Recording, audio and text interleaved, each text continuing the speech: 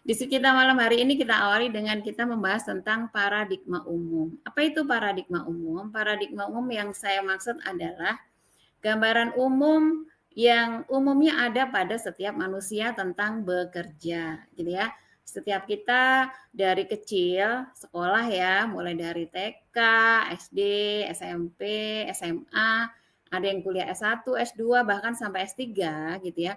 Kita umumnya semuanya belajar, kemudian setelah lulus kita punya tujuan ingin mengamalkan ilmu, beraktualisasi dalam bekerja gitu ya. Bekerjanya kita ini macam-macam ya Bapak Ibu ya. Ada yang bekerja hanya sebagai seorang employee atau sebagai pekerja atau karyawan. Misalnya nih, Bapak Ibu bekerja sebagai ASN ya, atau juga Bapak Ibu bekerja di perusahaan swasta dan apapun itu, entah di sekolah, di rumah sakit, di perusahaan-perusahaan bisnis yang lain gitu ya. Nah, itu bagian dari bekerja sebagai employee atau karyawan gitu ya, yang tiap bulan dapat penghasilan gitu ya. Kemudian bisa juga kita bekerja sebagai namanya self employed gitu ya, bekerja untuk dirinya sendiri. Misalnya apa nih? Contohnya adalah seorang notaris, dokter yang praktek di rumah gitu ya, kemudian seorang trainer ya seperti saya gitu ya. Itu kategorinya adalah kita bekerja sebagai karyawan atau sebagai self employed.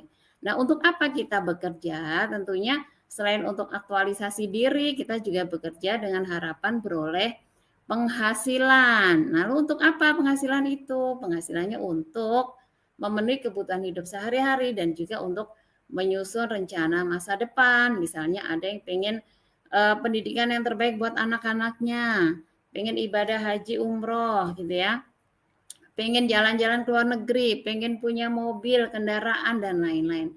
Nah, itu bagian dari rencana masa depan.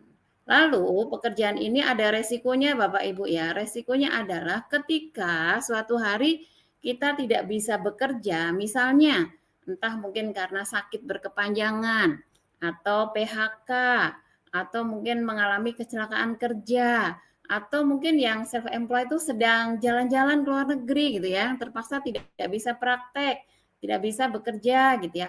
Nah, umumnya kalau kita paradigma umum ini kita tidak bekerja, otomatis kita tidak beroleh penghasilan gitu. Nah, ketika kita tidak beroleh penghasilan, konsekuensinya adalah ada tantangan tersendiri dalam menyusun rencana masa depan gitu ya. Nah, oleh karenanya bagi saya penting ya, saya seorang trainer, seorang hipnoterapis gitu ya, seorang konsultan keluarga, penting bagi saya untuk memiliki backup plan Bapak Ibu. Dan itu bisa juga Bapak Ibu juga ada baiknya punya gambaran apa ya backup plan yang bisa saya lakukan gitu.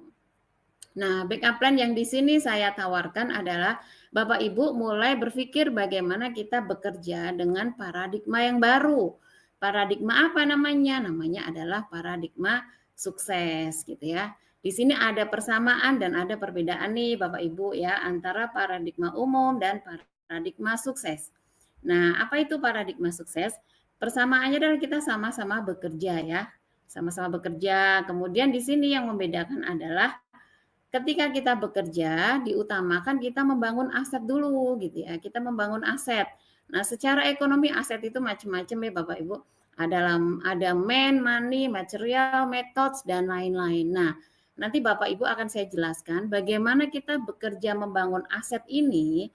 Pada akhirnya aset itu akan menghasilkan penghasilan yang disebut passive income gitu. Sama-sama dapat penghasilan tetapi kelebihannya dengan membangun aset ini kita dapat potensi pasif income dan dari penghasilan ini itu juga sama untuk menyusun rencana masa depan gitu ya.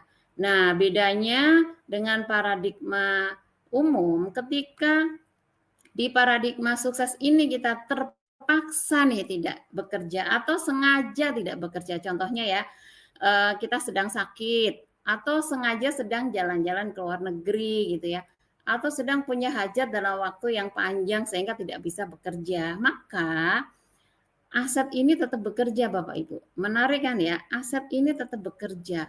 Lalu aset ini bekerja untuk kita dan dia menghasilkan income gitu, menghasilkan income nih. Lalu dari income itu untuk menyusun rencana masa depan gitu Bapak Ibu. Nah, Bapak Ibu tentu penasaran ya, asetnya yang dimaksud apa gitu ya. Saya kasih contoh nih sederhana ya. Ini untuk yang sederhana dulu ya, bahwa Bapak Ibu ketika punya aset berupa bangunan, misalnya ruko atau rumah atau kos-kosan, kontrakan gitu ya.